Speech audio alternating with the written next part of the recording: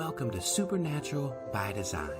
Today's topic will be on Stranger Things Season 3 and its connection to the number 11. The number 11 is intertwined with our reality in ways that we will go throughout this video. In fact, we will see how the character 11 represents our reality, which is to say a parallel reality, and that this idea not only is captured in her name, but in her storyline as well. For example, the storyline for the character 11, if you remember from Season 1, begins in November of 1983, which November is the 11th month. We will discover what I believe to be a secret hidden message within the show, using the character 11, and that this discovery will help us to find two other connections from this season. First will be to unveil the references in the show to CERN, and secondly, we will go through and unravel the mystery behind this poster. What if I told you this poster was representing a total solar eclipse in the constellation of Gemini? Do you think that this poster is set in Star Court Mall is by accident? I want to take us on a journey, but first, we need a quick foundation on the number 11, so let's begin.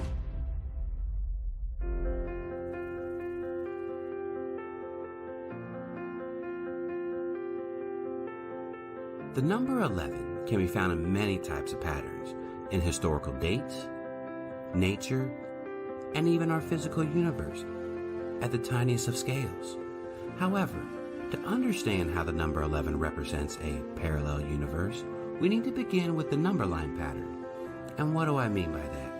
Well, simply that all numbers share a unique trait when flipped on their axis, revealing a unique pattern of reflection. However, let me provide you with a metaphor to represent the number line pattern so you can see what I'm talking about.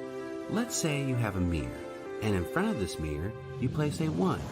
Well, in the mirror, you would see an image of the 1, or its reflection. In fact, any number we take will result in a reflection in the mirror. For example, if I place a 12 in front of the mirror, then in the mirror I would see its reflection of a 21. So, how is this tied to 11? Well, check this out. If I take the 12 and I add it to the 21, it equals 33.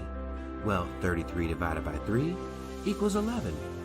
Now, this idea works for all numbers, hence why reflection represents the number 11. An example of the number line pattern can be found in the periodic table, because each atom is just the addition of one more proton. However, from this mirror metaphor, we can actually find some other characteristics about our reality using the ones. For example, that both ones are parallel. They are symmetrical. That the one outside of the mirror is the source for the one inside of the mirror, or its image, or reflection. And lastly, if you lay the mirror flat on the ground, then the one outside the mirror would be right side up. And the other one? Well, the other one would be upside down. And isn't that interesting? Because 11's character is highlighted by the fact that she has a special connection to the upside down by her use of supernatural abilities and powers. So 11's name stems from this idea of the ones and the mirror. Or for another example, how about the time Billy was taken over by the Mind Flayer and he ends up in the upside down? Wouldn't this be an example of the parallel metaphor? Or the time we see the Mind Flayer towering over the city of Hawkins in the upside down? Wouldn't being upside down also be symmetrical? So is 11's character hinting at something bigger? Well, let's find out by looking into her name. 11's real name is Jane Ives, and Jane is derived from John, which John comes from the Hebrew meaning Yahweh is merciful. And 11 also gets nicknamed El by Mike in Season 1. And El in Hebrew means God or Yahweh.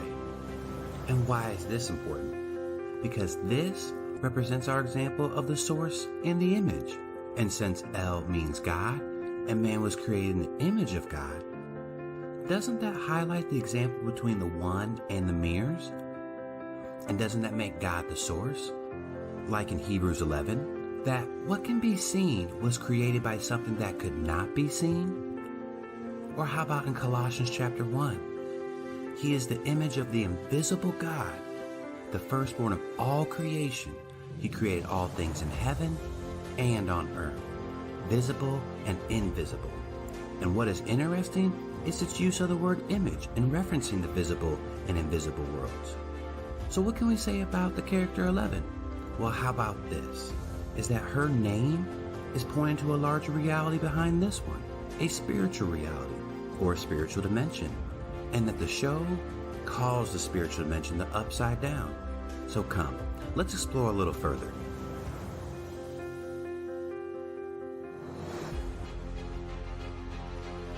Now that we've established that the number 11 and the character 11 both represent a reference to a parallel dimension, let's look to see if we can uncover anything from the show about the parallel dimension called the Upside Down. And to do that, we need to examine the Russian secret facility, because it is here that the references to CERN will emerge.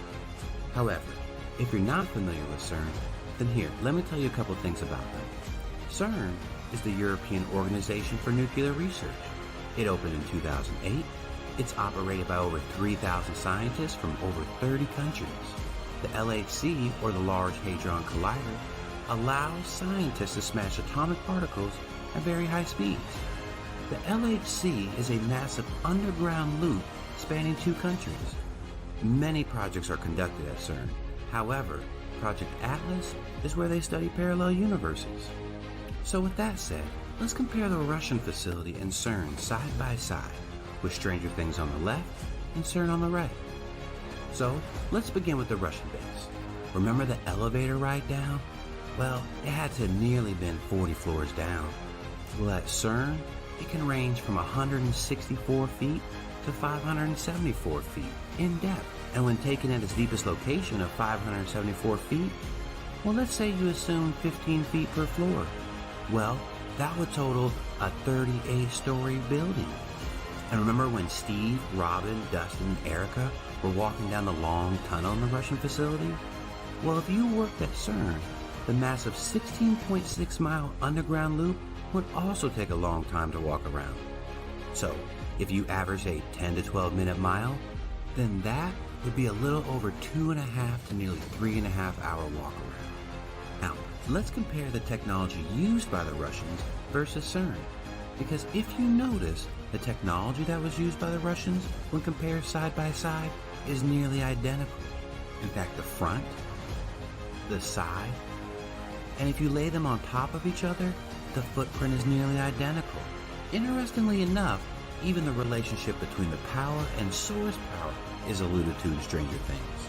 For example, the Russian portal gun, when turned on, put a tremendous electrical load on the electrical grid, causing the city of Hawkins a power outage.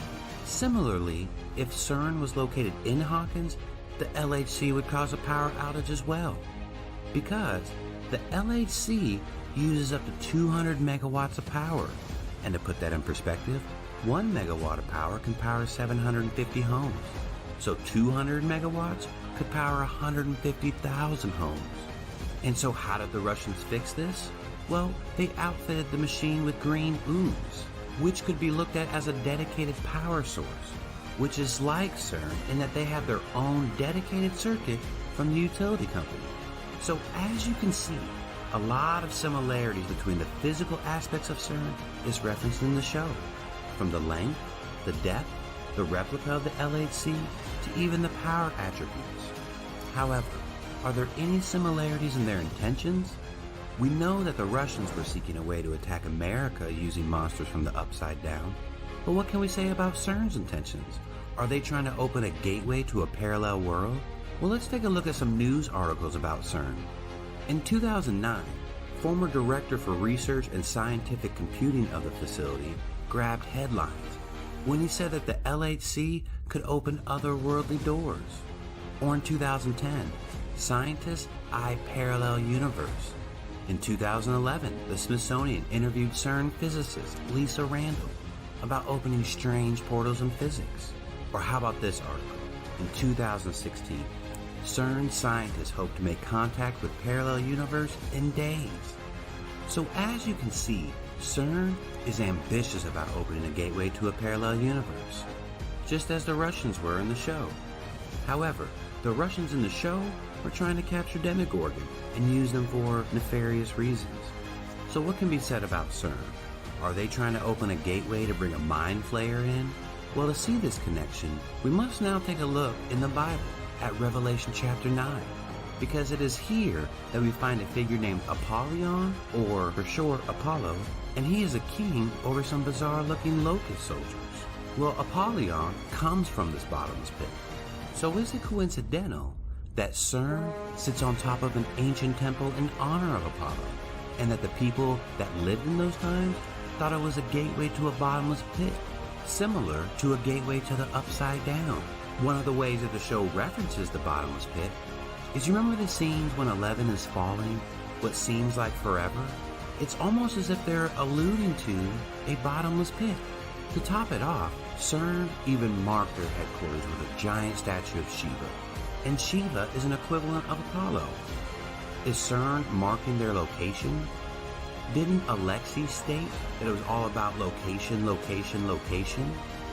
And lastly, is CERN's logo. Can you see the number of the beast? So why is CERN being symbolized so much in the show? Is CERN close to something? Let's find out.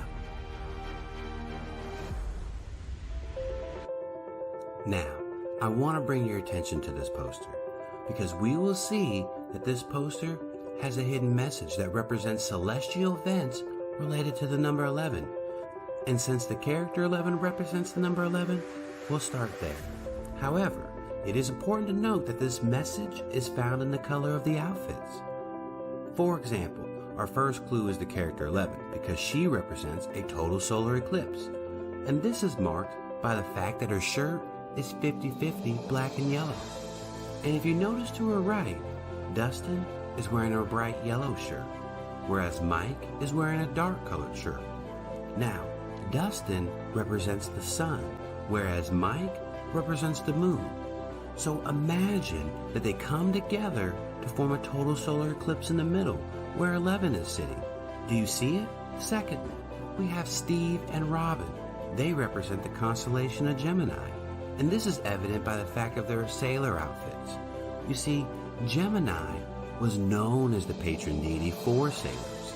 Also, if you notice, these two are the only two standing in the photo, in fact, parallel. And Gemini, historically and in modern times, is depicted as two parallel lines of stars. Also, in ancient Egyptian and Babylonian traditions, the constellation Gemini was represented by male and female, and were dubbed the Great Companions, interestingly enough, just as Steve and Robin become. Now thirdly, what connects a total solar eclipse to Gemini is the fact that the third season takes place around the 4th of July weekend. So, let's see if there was a total solar eclipse around the 4th of July weekend that took place in the constellation of Gemini. Well, interestingly enough, if you look at this constellation map, that's exactly what happened on 7/2. Now, our second celestial sign is represented by Nancy, Lucas, and Will, because all three are wearing red shirts. Now, each one represents a total lunar eclipse, symbolizing 3 total lunar eclipses in a row. Now, if we look at NASA's website, that's exactly what we see, 3 total lunar eclipses. And lastly, if you remember from earlier, I said that this photo was taken in Starport Mall. There is a reason for that. So isn't it interesting that we could find all these celestial signs within this photo? Are they trying to tell us something? Now what makes this really fascinating is the fact that all these celestial signs are nearly identical to the ones that happened before 9/11. And if you haven't watched my 9/11 video, then I highly suggest that you do for some additional background information. Because if we compare them side by side, then we will see some interesting similarities. For example, both Stranger Things and 9/11 had a total solar eclipse in the constellation of Gemini, and both had 3 total lunar eclipses. However, 9/11 The last of the total lunar eclipses occurred in the constellation of Gemini, whereas this year's it occurred in the constellation of Cancer. And what's interesting about that is that just one day before the total solar eclipse on 7/1, Guadalajara was hit by a hailstorm, leaving 3 feet of ice. And Guadalajara is only 2 degrees south of the Tropic of Cancer. Not to mention the fact that when the hailstorm happened on 7/1 was on a Monday, and the total lunar eclipse of 2019 was on a Monday as well. And Monday is Moon Day. So isn't it amazing to see how many 11s are intertwined with the celestial events of 2019? And that those signs are represented in this photo. Not only that, but the fact that these events are nearly identical to the celestial events leading up to 9/11. So does this mean that something big is about to happen? What do you think? Because I don't think it's coincidental. In fact, it's why I argue that Stranger Things Season 3 is supernatural by design. Because the number 11 is not only intertwined with the show, but it references CERN as well as celestial events of 2019. So I just want to thank you for watching. I hope this information was helpful. I'd love to hear your thoughts and comments. So please, make sure to hit the like, share, and subscribe buttons. And be sure to hit the notification bell so you can receive all the latest content. Thank you and have a blessed day.